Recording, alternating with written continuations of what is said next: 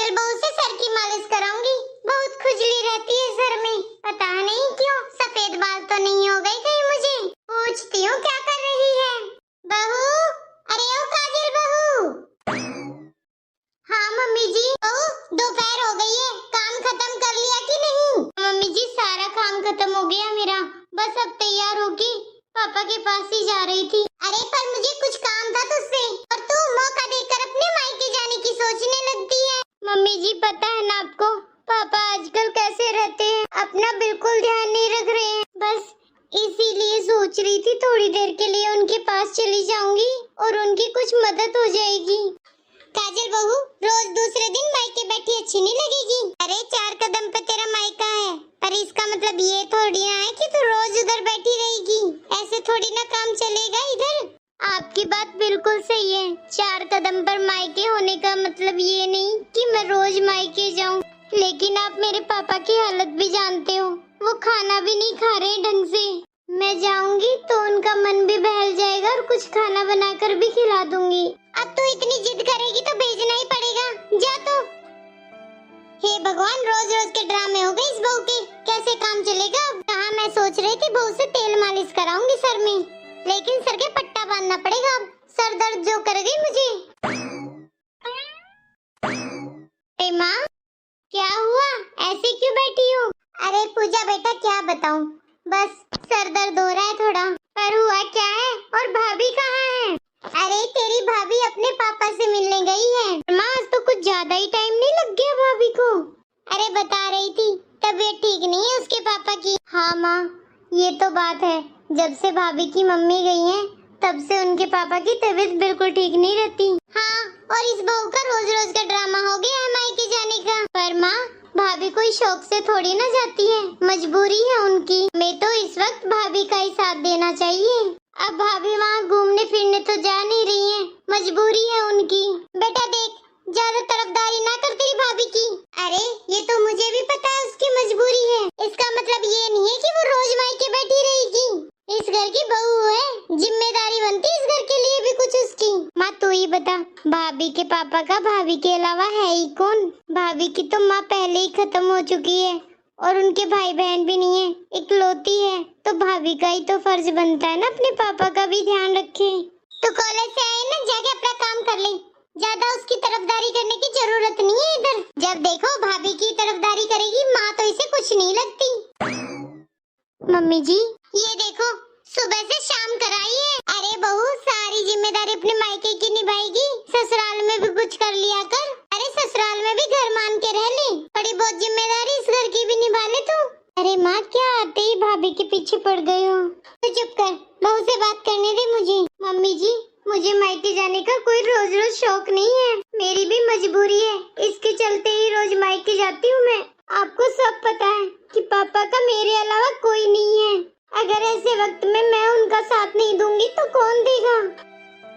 और मम्मी जी कभी इधर कभी उधर, इससे मैं भी परेशान हो जाती हूँ। इसीलिए मैंने आपको पहले ही कहा था कि मैं मेरे पापा को इधर ले आती हूँ मेरे पास, लेकिन आपने मना कर दिया, बोल दिया कि इधर आकर क्या ही करेंगे, बेटी के घर में थोड़ी ना बाप अच्छा लगेगा। और मम्मी जी मेरी माँ के जाने के बाद, अरे बस बस बहू, जब देखो अपनी रामायण ही लेकर बैठ जाएगी। अरे घर में कितने काम है, जा कर ले। और हाँ अपना दुखड़ा है बाद में रो लेना, जा पहले खाना बना ले। अरे माँ तुम तो आते ही भाभी के पीछे पड़ गई, थोड़ा आराम तो करने देते उन्हें। हमने तो क्या किया है, मैंने कोई काम नहीं कराया। अगर थकी भी है तो अपने मायके जाकर ही थक कर आई है। और आजकल तेरी भाभी को बस अपने बाप से ही मतलब रह गया है, मैं तो कुछ लगती ही नहीं हूँ उसकी।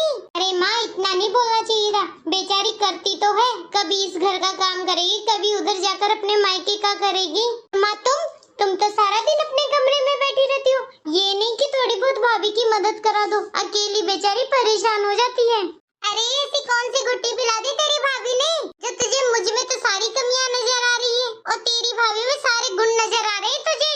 बस माँ तुमसे तो बात ही करना बेकार है। हाँ मत कर बात, जा तेरी भाभी के तलवे चाट ले। तू कौन सा बेटी होने का फर्ज निभा रही है, अपनी माँ की तरफदारी भी नहीं करती। ठीक है माँ तुम्हारे पास ही बैठना बेकार है, जा रही हूँ मैं।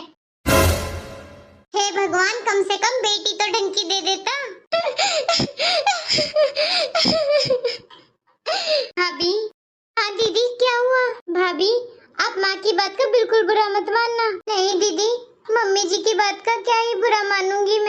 दीदी, उनकी बात का मैं कब तक बुरा मानूं भला। अब तो बस उनके स्वभाव की आदत सी हो गई है मुझे।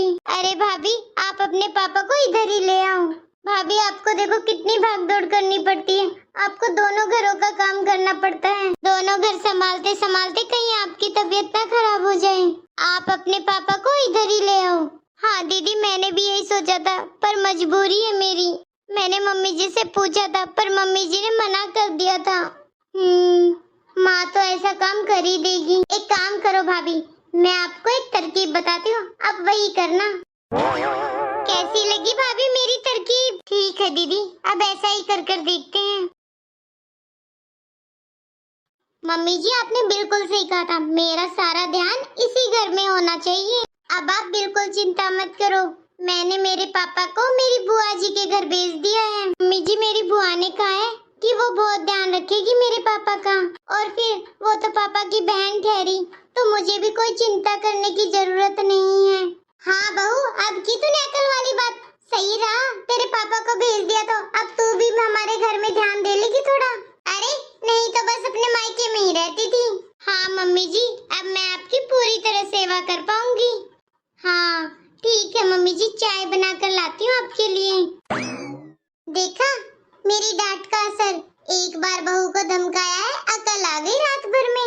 और वैसे भी सास हूँ भाई, इतना तो फर्ज बनता ही है मेरा अकल ठिकाने लाने का। अरे बड़ी खुश नजर आ रही है माँ, रात तक तो तेरा बीपी हाई हो रखा था। कोई खजाना हाथ लग गया है क्या? अरे बहू की अकल ठिकाने आ गई, किसी खजाने से कम है क्या? रोज मायके में बैठी रहती थी, अब बहू ने कहा है कि उसने अपनी बुआ के घर भेज दिया अपने पापा को। अब बढ़िया है, हमारे घर की टेंशन भी खत्म हुई। अब बहू का सारा ध्यान इसी घर में रहेगा। अरे माँ, तुम इतना खुश क्यों हो रही हो? ये तो तुम्हारे लिए बुरी खबर है। बुरी खबर? वो क्यों भला? अरे माँ, तुम ही सोचो कि भाभी के घर में कौन है? भाभी के अलावा कोई उनका भाई है? नहीं, भाई तो नहीं है। और उनकी कोई बहन भी नहीं है उसकी तो। और उनकी माँ पहले ही जा चुकी है। तो तुम ही सोचो, भाभी के पापा के साथ साथ भाभी की पूरी प्रॉपर्टी भी चली गई। अब भाभी के पापा जहाँ रहेंगे वहीं दे देंगे अपनी सारी प्रॉपर्टी, और नहीं देंगे तो उनसे छीन भी लेंगे वो लोग। वो भी कह देंगे भाई सेवा तो हम करें और प्रॉपर्टी कोई और, ऐसे तो होगा नहीं। अगर भाभी के पापा उनकी बुआ के घर रहेंगे तो उनकी जमीन जायदाद भी तो बुआ ही लेगी ना। अब भाभी तो ठहरी इधर, अब वो अपने पापा की सेवा भी नहीं कर रही हैं। तुम ही बताओ, कौन लेने देगा फिर प्रॉपर्टी भाभी को? सारी जमीन जायदाद तो भाभी के हाथ से ही छिन जाएगी, और तुम्हारे बेटे के हाथ से भी। अरे बात तो तेरी बिल्कुल सही है, मेरा तो ध्यान ही नहीं गया था इस साइड में। इससे तो मेरा ही नुकसान होगा। मैंने भी बहू को जिद कर कर बोल दिया था कि बिल्कुल नहीं रखना है तेरे पापा को इधर, और अब बहू से कैसे कहूँगी कि तेरी बुआ के घर से बुला ले तेरे पापा को। अरे माँ कोई बात नहीं, अभी भी देर नहीं हुई है। भाभी को तो प्यार से बोलकर फिर से मना लेंगी, और तुम भी माँ थोड़ा प्यार से बात कर लेना अपनी बहू से। भाभी को प्यार से बोल देना कि तेरे पापा को यहीं रख ले, यहीं सेवा हो जाएगी उनकी, और तुझे भी परेशानी नहीं होगी दोनों घरों में आने जाने की। इससे भाभी मान भी जाएगी, थोड़े से उसमें मान जाती है भाभी का तो पता ही है आपको कितने साफ दिल की है। तेरी बात में तो दम है, अब तो ऐसा ही करना पड़ेगा वरना सब कुछ चला जाएगा हाथ से। अरे बेटी, तू तो बड़ी समझदार निकली, मैं तो तुझे बावली समझती थी। अरे मुझे तो लगा था तेरी माँ का एक भी गुण नहीं है तुझ में, पर मुझे क्या पता था तू तो पूरा भंडार लिए बैठी है समझदारी का।